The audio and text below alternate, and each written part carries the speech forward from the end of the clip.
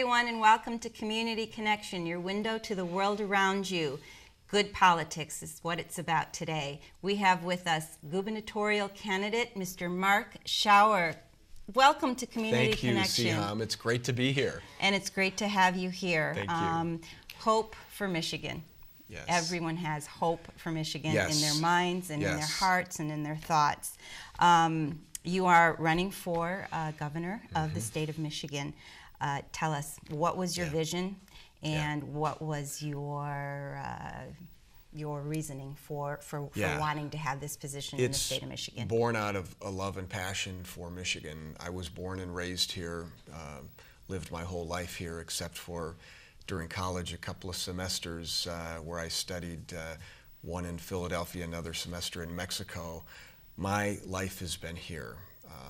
My wife and I, my wife is from the Upper Peninsula. I'm from Livingston County. Yes, yes.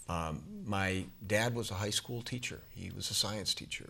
My mother was a nurse, and I feel very fortunate that I was able to live that Michigan dream. We have a unique version of the American dream here in Michigan. It's rooted in the fact that we are the birthplace of the middle class. I mean, the middle class. Remind me what that was again.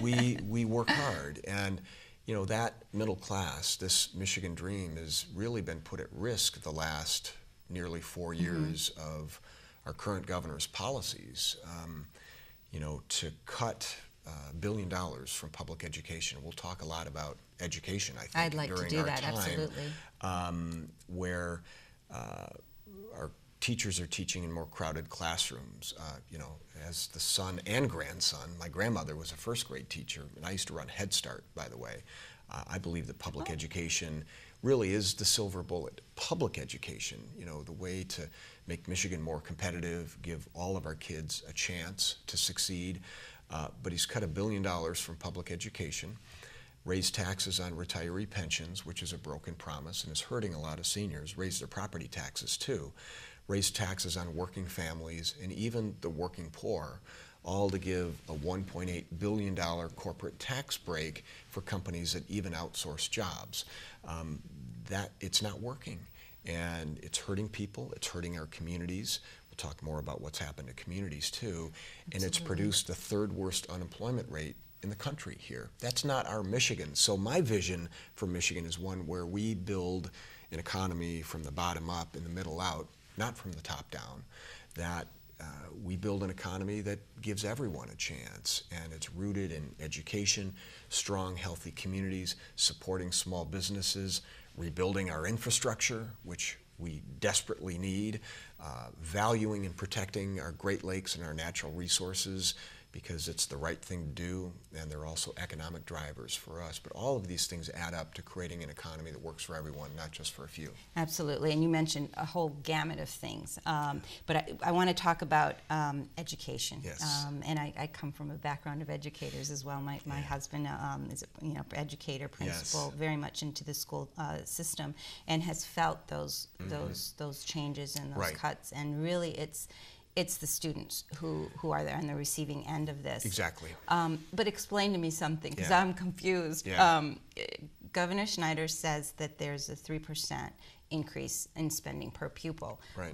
But yet I don't really see that where it's logistically showing within our school districts. So that's right, because you can't.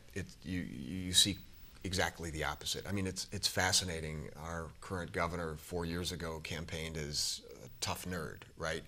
And now he's sort of changing that to saying Michigan needs an accountant. Well, this is an accountant who doesn't see the people beyond the beans. I think he's got spreadsheets to back up about anything he'd like to say, including the fact that he's saying that he's giving more money to our public schools. Well, he's meeting. How does that work? Well, he's meeting a legal requirement to fully fund the teacher retirement system that my father is a retired teacher, receives his pension from. And by the way, charter schools don't pay into that, and we'll talk about that. That's one of the things that's hurting our community schools. But the fact of the matter is, there are fewer dollars in the classroom. That's where it really counts, because bottom line is, the question is, how are our kids doing? What kind of public education are we providing for our children? I'll give you, I want to refer everyone to a website that I think is really powerful. And the name of it, I think, is very telling. It's called kidsnotceos.com. I looked up the impact over 4 years, the actual loss in funding for schools to area school districts. I'll name a couple. This is a result of Rick Snyder's education cuts and his policies. For Dearborn Public Schools, they've lost $34 million over 4 years while Rick Snyder's been governor. Dearborn Heights schools, $3.3 million. Crestwood schools, $6.3 million. Westwood schools, $5.5 million.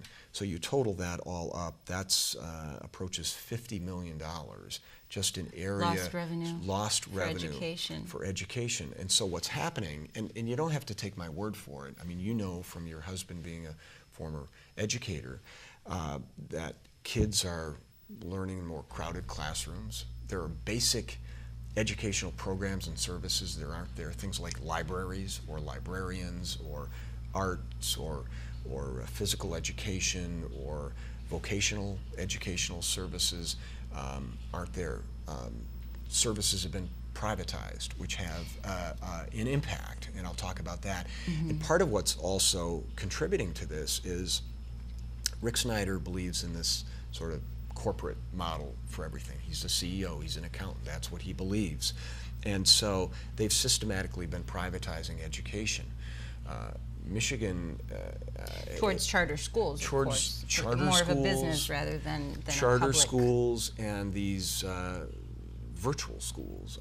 You get off any exit Online ramp and you see these yard signs for free public virtual school. Well, these are run by an out-of-state for-profit company that put our kids in front of computer terminals with headsets talking to someone over the telephone in a different state rather than being in the classroom with a highly trained teacher. And get this, that for-profit company, that virtual school education company gets the same $7,200 a pupil that Dearborn schools would get, for example, and they're not providing that same education. Same with charter schools. Mm-hmm. And most charter schools in Michigan are run by for-profit companies. So the reality is a lot of these companies see kids with dollar signs in their foreheads, and rather than our community schools, our public schools, which we run, we elect local school board members. There's real accountability. We know what they're doing. We can have input on what they're doing. You know, they're providing transportation. Most of these charter school companies don't. They provide a K through 12 education with all of the extracurriculars that come with it, sports and music and all of these things that enrich our communities. These for-profit companies don't. They get the same $7,200 a pupil on average. That's sort of the floor funding that our community schools do. So our community schools are losing all of this money as a result of it, along with the outright cuts to our schools. And bottom line, it's hurting our kids. I do have a very different vision. I mean, the voters in Michigan have a clear choice. Do they want to continue to go down that path where corporations... Is it reversible? It is. It really is. And that's what elections are about. I mean, I will be the public education governor and mean it. You know, public education is the silver bullet. Mm-hmm. It's the way we build a strong economy. It's the way we build a strong middle class. And the proof is in the pudding.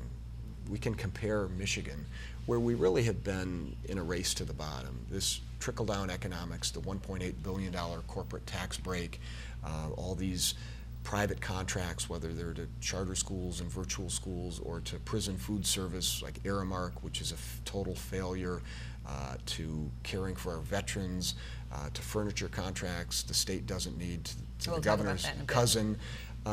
All of these things put corporations and their special interests in a better position. Rick Snyder's economy may work for them, but it's not working for the rest of Michigan. And here's the point. There are other states that have a different vision, and which will, is similar to my vision. They invest in public education. They invest in universities that are affordable. They invest in our cities. and in our infrastructure and the kind of ingredients that cities need to be successful, like good infrastructure, like transit, like safe communities, adequately supported police and fire services, things that attract our young people, attract investment, attract entrepreneurs. You know, that's how we grow an economy, and this governor has disinvested in these things, or has exhibited failed leadership, for example, to rebuild our roads. So we need to go in a new direction. I think Michigan is ready for a change. One, you know, and my vision is one about making strategic investments in education and healthy communities and our infrastructure and our natural resources and Great Lakes that add up to a strong economy, built from the bottom up and the middle out. Part of that, too, is essential, is reversing Rick Snyder's tax increase on retirees and their pensions, reversing tax increases on working families and on low-wage earners. You know, this trickle-down economics has never worked. And by taking money out of the pockets of seniors and hardworking people that spend it in local businesses that hire Michigan workers, that's what we should be doing. Now, one of your platforms is to hire or to increase the minimum wage to $9.25, I think it is. Right. That occurred by the legislature, and it was my proposal that I announced in Detroit in November of 2013, and you know, and that's a good start. You know, it is a good start. It is, you know, the fact that parents, including a lot of single parents and women who are raising their kids, Sure. are raising their kids in poverty.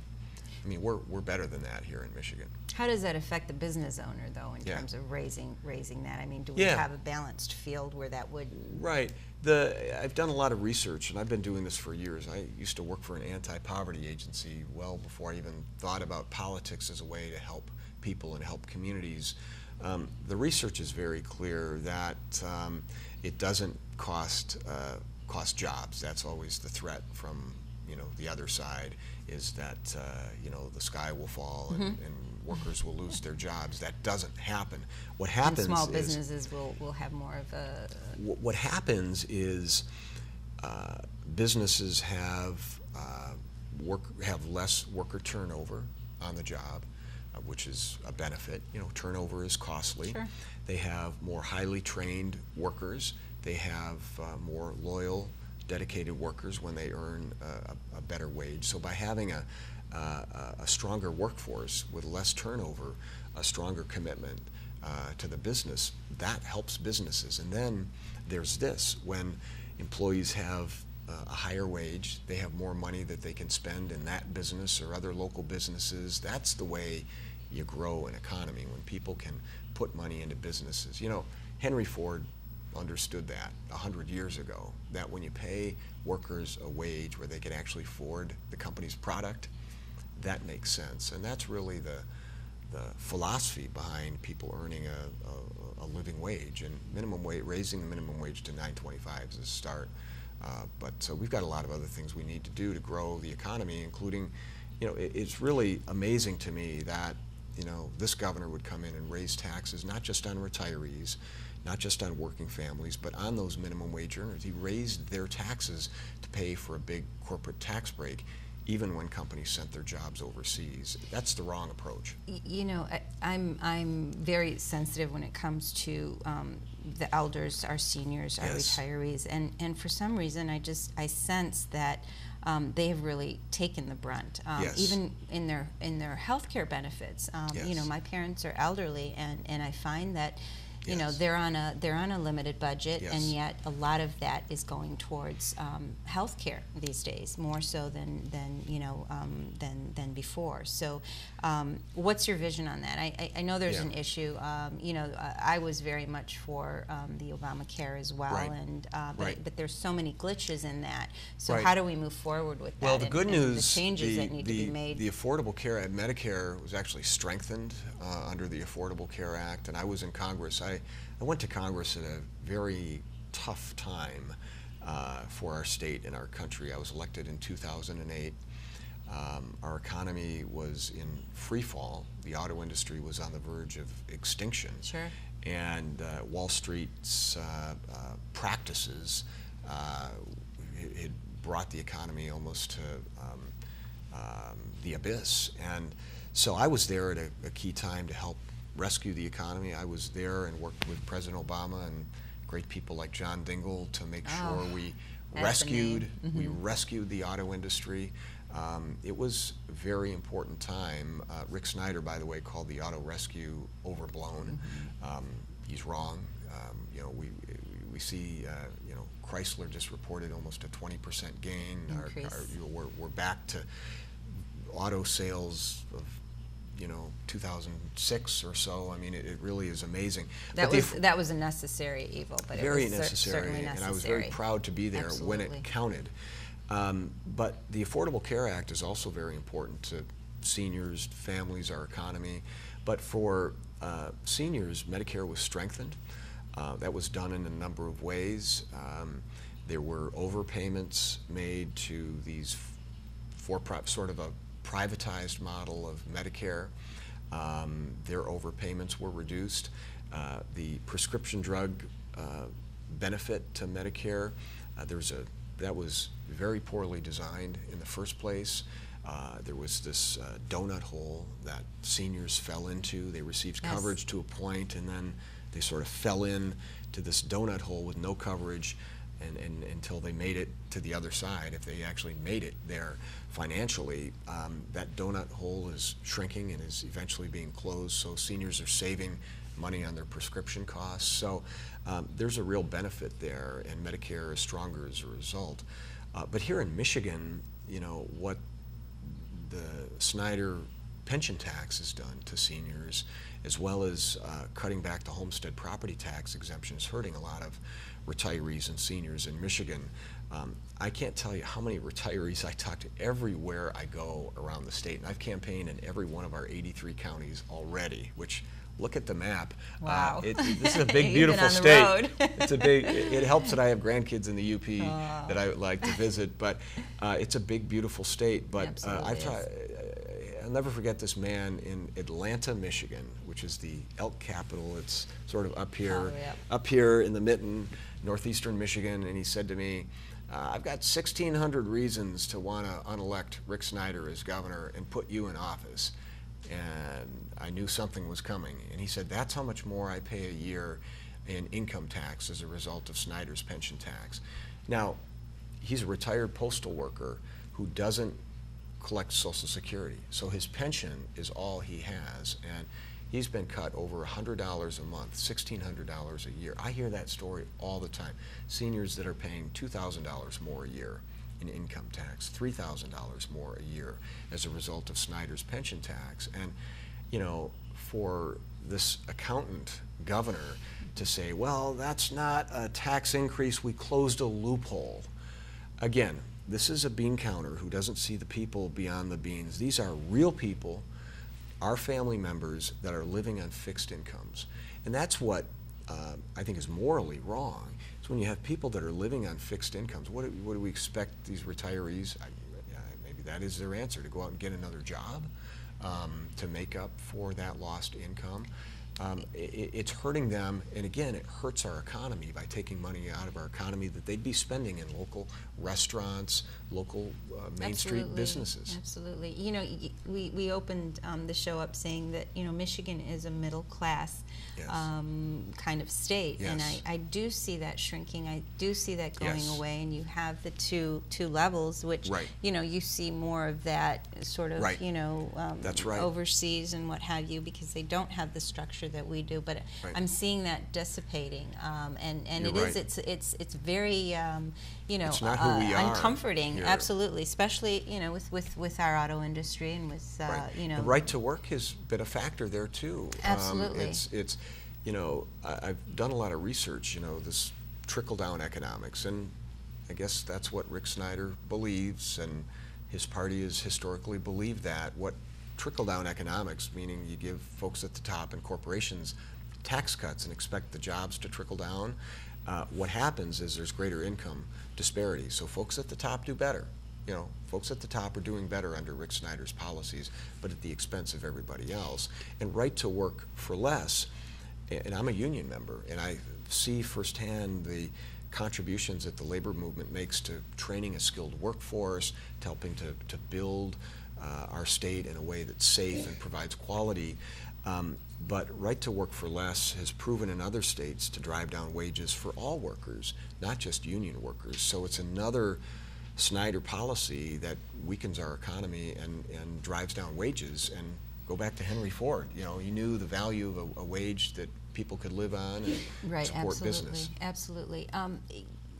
In one of his ads, maybe you can explain this, he says that some of you have not felt the changes that I've made yet. Well, you know, so where do you, what is that thought process? Is something coming? Is something supposed to be coming that we haven't seen yet? I think he's acknowledging that his policies are not working for most Michiganders. I think that is quite an admission on his part, and it's like, well, they haven't worked in my first 4 years, so rehire me, and you'll feel them in the second 4 years. That's not comforting to me.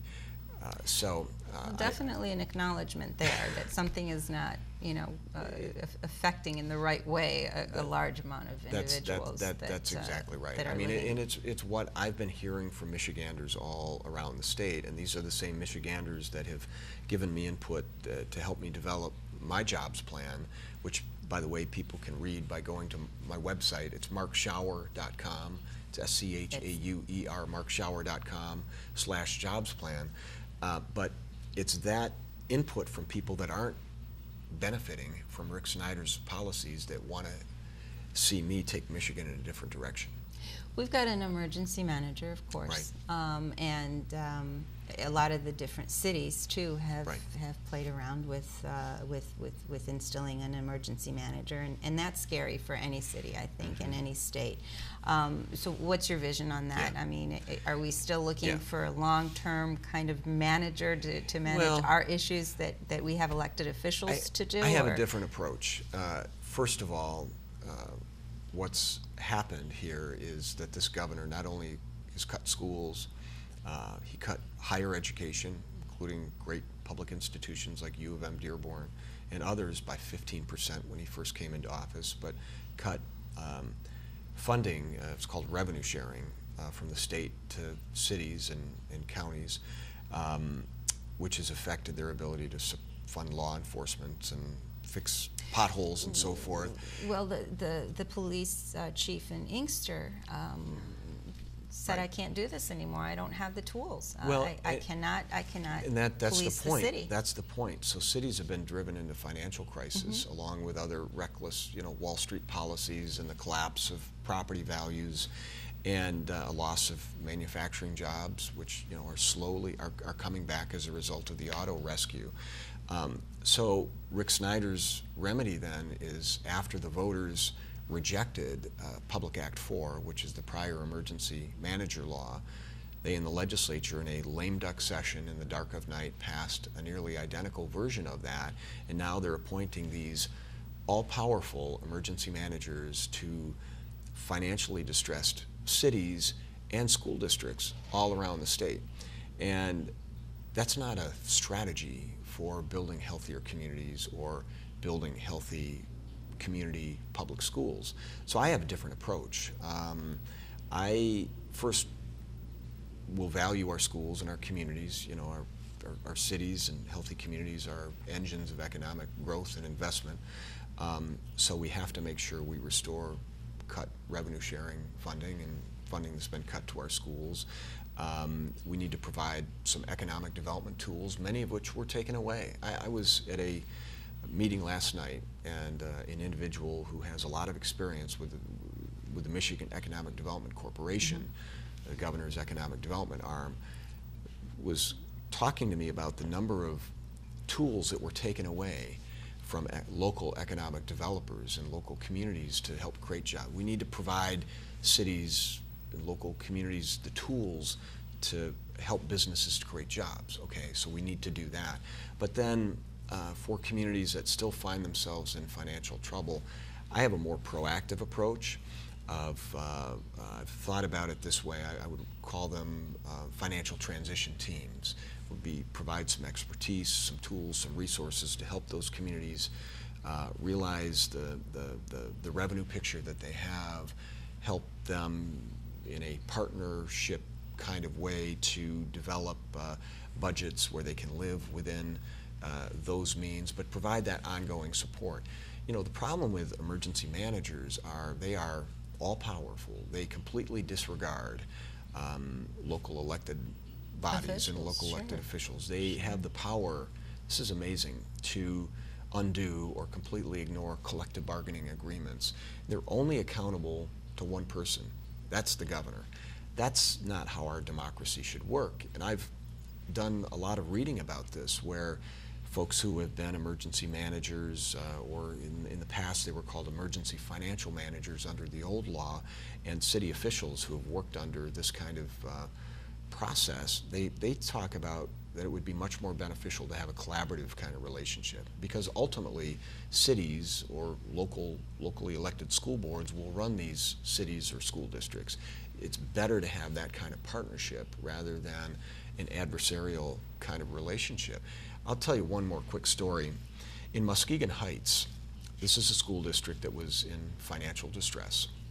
So Governor Snyder assigned an emergency manager to take over the Muskegon Heights school district. This emergency manager decided to privatize the entire school district, hired a for-profit education company called Mosaica. After 1 year into a 3-year contract, Mosaica quit. Here's what they said: this did not meet our financial model. We couldn't make a profit. First, they acknowledged that it was about profit, and they quit. And that speaks volumes to the privatization, to we need community solutions, and as a governor, I'm going to be a partner to our communities and our school districts to help us solve these problems together. You know, I think the one motif that I'm loving is schools, because I really think those are the basis of any successful community, of any successful society, state, and country. And you know, and it has to be public schools, because you have to have a fair system where everyone can get a good education. And being known as the education governor, I think that's a wonderful platform to run on. Definitely something that's necessary. I hope you come back. We've got so much more to talk about. You have a great show. Thank you very much. Incredible viewers. I would love to come back and talk more about my vision. And even after I'm elected governor, I'll love to come back. You heard that, everybody. Thank you very much. Soon-to-be Governor Mark Schauer, thank you so much for joining us on Community Connection, and I look forward to continuing our conversation. Urge everyone to vote. That really is the most fundamental part of our democratic process. Absolutely. This has been Community Connection. Please go out and vote. Make your vote heard, regardless of what it is. Make it count. Have a good day. We'll see you next time.